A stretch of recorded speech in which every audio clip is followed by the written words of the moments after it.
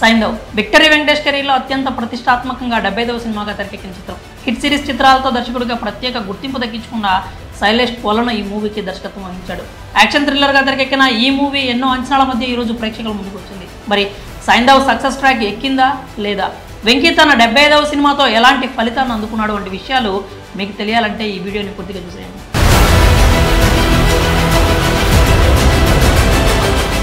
అసలు సైంధవ్ కథ ఏంటంటే, ఇండియాలోని చంద్రప్రస్థ అనే సిటీ, అక్కడ సైంధవ్ తన కూతురు గాయత్రితో కలిసి జీవిస్తూ ఉంటాడు. సైంధవ్ని ఇష్టపడుతూ వారికి తోడుగా మనోజ్ఞ ఇంటి పక్కనే ఉంటుంది. సైంధవ్ తన కూతురే ప్రాణంగా జీవిస్తూ ఉండగా గాయత్రి ఓ రోజు స్కూల్లో కళ్ళు తిరిగి పడిపోతుంది. ఇది జెనెటిక్ సమస్యగా తేల్చి డాక్టర్స్ 17 కోట్ల ఖర్చు అయ్యే ఓ ఇంజెక్షన్ ఇవ్వాల్సి ఉంటుందని చెప్తారు. పోర్ట్లో క్రేన్ ఆపరేటర్గా పనిచేసే సైంధవ్ ఆ ఇంజెక్షన్ కోసం ఓ డీల్కి ఒప్పుకుంటాడు. అయితే సాధారణ క్రేన్ ఆపరేటర్ అయిన సైంధవ్కి అంత పెద్ద డీల్ ఎందుకు ఇచ్చినట్లు?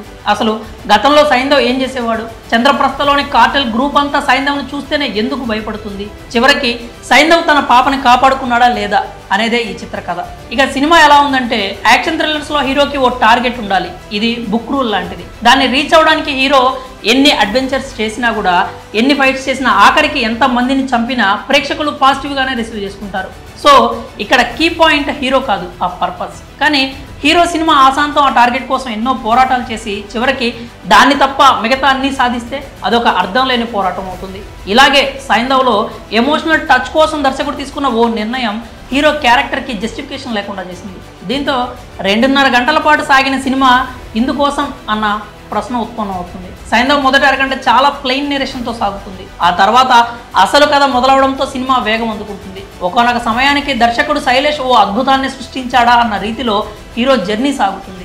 ఇంటర్వెల్ సమయానికి హీరో టార్గెట్ సరిగ్గా ఎస్టాబ్లిష్ చేసి ఓ మంచి యాక్షన్ బ్లాక్తో క్లోజ్ చేయడం కూడా ఆసక్తికరంగా అనిపిస్తుంది. దీంతో అప్పటి వరకు ఓకేగా నడిచిన సైంధవ్ సెకండ్ హాఫ్లో నెక్స్ట్ లెవెల్ టెంపో అందుకుంటుందన్న ఆశ మొదలవుతుంది. కథలో కూడా ఆ స్కోప్ ఉండడంతో ఫస్ట్ హాఫ్ కాస్త ఆశాజనకంగానే ముగిసింది అనే ఫీల్ కలుగుతుంది. సైంధవ్ సెకండ్ హాఫ్ అంతా ఫుల్ ఆఫ్ యాక్షన్తో నింపేసే అవకాశం ఉన్నా కూడా దర్శకుడు ఎమోషన్స్కి పెద్దపీట వేశాడు. ఆ క్రమంలోనే సైంధవ్ మూవీ ఎమోషనల్ డ్యామేజ్ అయిపోయింది. ఏ ఎమోషన్ కోసం అయితే అప్పటి వరకు కథ నడిచిందో దాన్ని కట్ చేసి ఆడిటోరియం మూడ్ పూర్తిగా చెడిపోవడానికి దర్శకుడు కారణమయ్యాడు.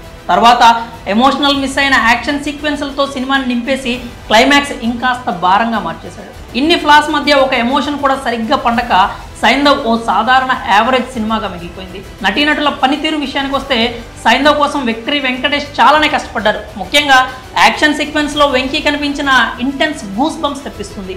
ఇక ఎమోషనల్ సీన్స్లో ఈ సీనియర్ హీరో సత్తా ఏంటో ప్రత్యేకంగా చెప్పుకోవాల్సిన అవసరం లేదు. ఇలా వెంకటేష్ ప్రతి విషయంలో తన పాత్రకు పూర్తి న్యాయం చేశారు. ఇక వెంకటేష్ తర్వాత ప్రధానంగా చెప్పుకోవాల్సింది నవాజుద్దీన్ సిద్దికీ గురించి. వికాస్ క్యారెక్టర్లో ఆయన ఒదిగిపోయిన తీరు చూస్తుంటే అందరికీ కూడా ముచ్చటేస్తుంది. ఇక శ్రద్ధా శ్రీనాథ్ కన్నా ఆండ్రియా బాగా మెరిసింది. రుహానీ శర్మ, ఆర్య వంటి నటులు బాగా చేశారు. సాంకేతిక వర్గం పనితీరు విషయానికి వస్తే సైంధవ్ చిత్రానికి పెద్ద asset Santhosh Narayan background score. పాటలు జస్ట్ ఓకే అనిపించిన బీజిఎంతో మాత్రం సంతోష్ నారాయణ్ మ్యాజిక్ చేసేసాడు. మణికందన్ సినిమాటోగ్రఫీ జస్ట్ ఓకే అనిపించగా ఎడిటింగ్ విభాగం పూర్తిగా నిరాశపరిచింది. ముఖ్యంగా సెకండ్ స్క్రీన్ ప్లేలో అన్ని లొసుగులు ఉన్నప్పుడు ఆ పోర్షన్ని స్కిప్ చేయడంలో ఎడిటర్ పూర్తిగా విఫలమయ్యాడు. అయితే ఇక్కడ ఎడిటర్ గారికి దర్శకుడి నుండి అందిన స్వేచ్ఛ ఎంత అన్నది కొలమానంలోకి వస్తుంది. చివరగా శైలేష్ హిట్ సిరీస్ చిత్రాలు అంతగా ఆకట్టుకోవడానికి కారణం ఆ సినిమాలోని detailed screen play. Shailesh Saindhav విషయంలో ఇక్కడే ఫెయిల్ అవడం కాస్త ఆశ్చర్యపరిచే అంశం. ఇక సినిమాకి జరిగిన ఎమోషనల్ డ్యామేజ్ విషయంలో కూడా శైలేష్దే పూర్తి బాధ్యత. ఈ అంశాలే సైంధవ్ స్థాయిని ఆమాంతం కిందకి లాగేశాయి. వెంకటేష్, నవాజుద్దీన్ సిద్దికీల నటన, బీజిఎం సినిమాకి ప్లస్లానే చెప్పాలి. Second half emotional damage, screenplay emotions పండకపోవడము మూవీకి పెద్ద మైనస్గా చెప్పుకోవాలి. చివరిగా చెప్పాలంటే సైంధవ్ ఆశించిన స్థాయిలో లేదు. ఈ సినిమాకి మేమిచ్చే రేటింగ్ 2.25 out of 5 stars. మరి ఈ సినిమా మీరు చూస్తే మీకు ఎలా అనిపించిందో మీ అభిప్రాయాలను కామెంట్స్ రూపంలో తెలియజేయండి.